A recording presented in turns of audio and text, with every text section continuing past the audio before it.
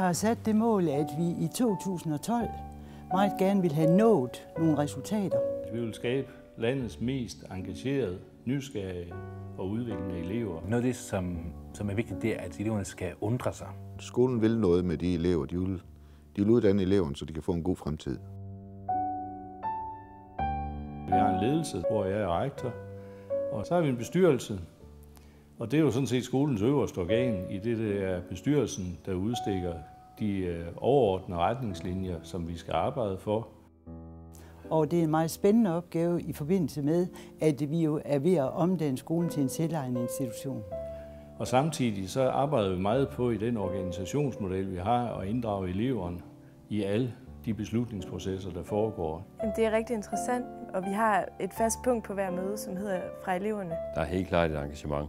Det er også svært. Man sidder med de fine politikere og skoleinspektører og direktører rundt omkring fra. Men jeg synes, de tager eleverne meget alvorligt.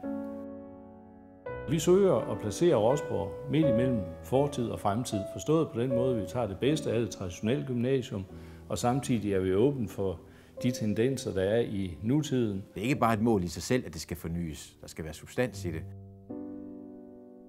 Noget af det, vi prioriterer højt, når vi nu siger mangfoldighed. Det er, at man anerkender folk, hvor de kommer fra. Det kan både være i forhold til holdninger, det kan være interesser, det kan simpelthen også være etnisk baggrund. Sådan at vi for eksempel ikke tolererer mobning og på anden måde hierarkier på skolen.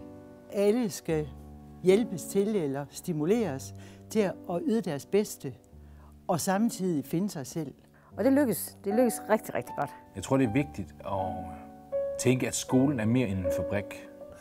Der er så meget tryk på og så meget kraft bagved, at det her kommer til at flytte ting og sager.